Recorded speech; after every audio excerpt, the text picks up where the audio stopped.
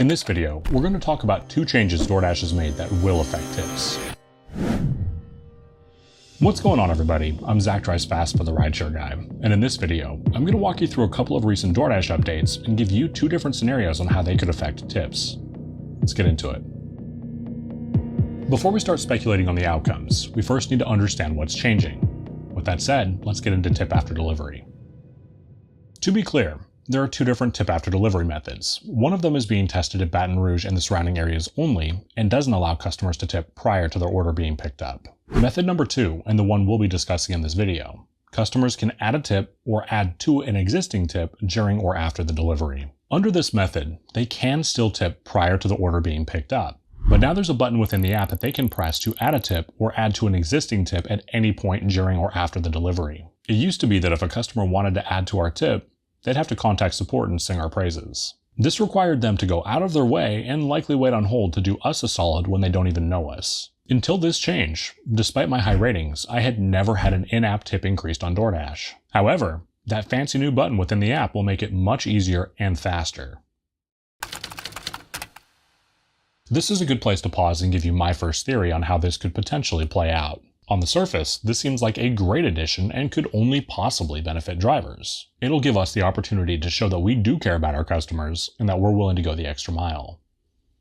No pun intended.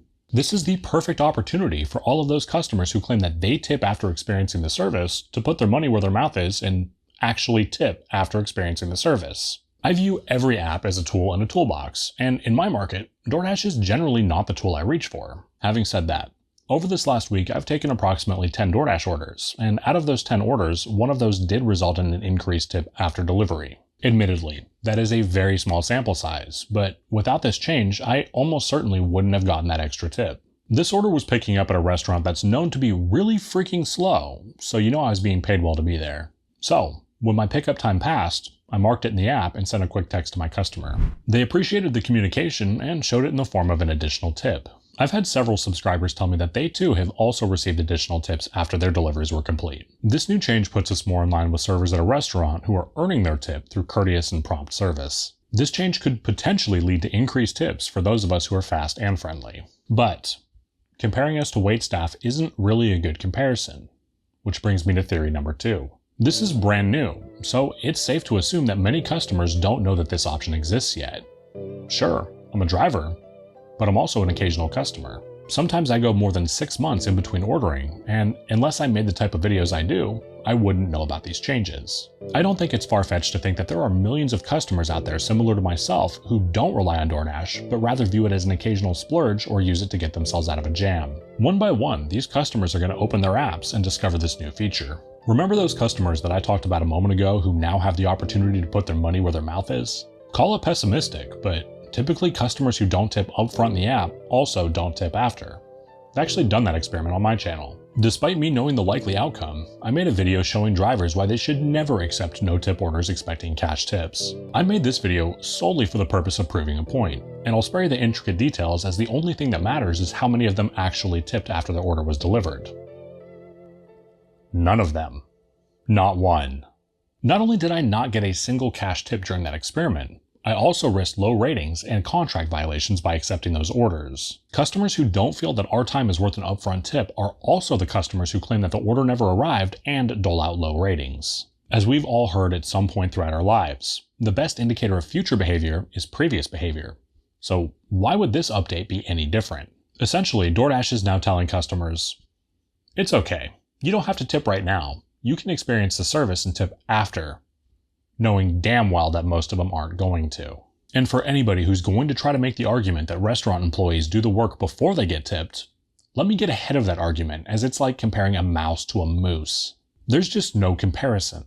Servers at restaurants aren't out any money to complete their job duties, and they're being paid something per hour whether they're busy or not. They're not using their own gas and putting wear and tear on their own car in hopes that the customer recognizes the validity of the service that they're providing. You can miss me with that argument every time. I have never gotten tipped by a DoorDash customer after the delivery who hadn't already tipped in the app to begin with. That said, I've been given countless cash tips by customers who already tipped in the app. Now that we've walked through 2 scenarios, I'd like to give my personal opinion on the likely outcome. I think that this will lead to increased tips from customers who genuinely respect our time, but I'd be shocked if this didn't lead to an overall decrease in tipped orders. I view this as DoorDash just trying to give validity to customers who claim that they tip after the service when they probably don't. If I was earning an hourly rate and not using my own car, sure, all day long. But that's not the reality. I am not going to gamble with my money, and I'd urge you not to either. What do you think? Do you agree with me or disagree with me?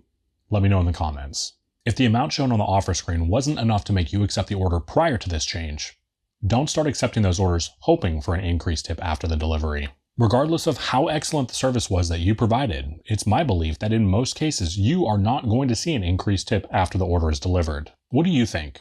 Is this going to lead to increased tips or a decrease in customers tipping overall? The last change I'd like to talk about relates to grocery delivery. Over this last week, DoorDash announced that in all 50 states, customers who are paying with food stamp cards can now order groceries. We've seen DoorDash do similar things over previous months, including teaming up with several food banks throughout the country. Now, I understand that some of you may have some pretty strong viewpoints on this, but I want to make it clear, I'm not approaching this from an ethical standpoint or even a customer-based standpoint, but rather the viewpoint of a small business owner. I've seen food bank orders pop up on DoorDash in my market, and from a business perspective, they've never been worth it. I'm not going to drive 32 miles and make 10 stops for $22. That's just not going to happen. Thank yous are nice, but they don't pay my rent, put gas in my car, and replace my tires every year. It's yet to be seen how DoorDash is going to approach these types of orders, and for argument's sake, they could potentially have insane base pay. If these end up being similar to GameStop orders, where I was paid $15 to $20 for half the miles, sure, I'm doing them all day long. Essentially, if DoorDash makes it worth my time, I would accept these orders, but we're talking about DoorDash. They're not exactly known for benevolence. So, time will tell if these end up being a smart financial move for us or just another hit on our acceptance rate. Well, what about customer tips? Customers who pay with food stamp cards will not be able to add a tip using their benefits cards. Of course, DoorDash could add an option in the app for these customers to use a different form of payment to add a tip, but I'm hesitant to say that that's even a remote possibility. You getting a tip is completely dependent on them tipping you cash after you do the work. If these end up paying anywhere near as well as some no-tip Spark orders do, they very well could be worth it. But if you're being put in a position where you're being asked to shop and deliver an order for $5 in hopes that you get a cash tip, just take the hit on your acceptance rate. It's not worth driving to a grocery store, shopping for a bunch of items, and praying that there's not a bunch of substitutions. Not to mention, if you do this work long enough and you accept shop and pay orders, you are eventually going to run into customers who do not answer their phone when you really need them to. When customers tip well, shop and deliver orders can be some of the highest paying on DoorDash, but they're almost always the most time consuming as well. Let me ask you this. What do the richest person in the world and the poorest person in the world have in common? They both have 24 hours in a day, and neither one of them can buy more time. As gig workers, how we direct our time makes a huge impact on how we're paid. I just find it unfortunate how DoorDash manipulates drivers through acceptance rate and gimmicky programs. In my opinion, the drivers who can look past their acceptance rate and rather focus on the miles and the payout as well as multi-app are going to be the ones who are the most successful in the long run. I haven't lasted 3 years in the gig economy by having a high acceptance rate and putting all of my focus on one app. You should view every app the same. A tool in a toolbox, and the right tool for the job is the one that is paying the most at the time. At the end of the day, being a successful gig worker is all about adapting to changes. If an app makes a change that negatively impacts your income, turn on a different app. Regardless of what the near future brings with tips, multi-apping will help ensure your continued success. If you haven't done so yet, please do consider pressing the like button and subscribing to the Rideshare Guy.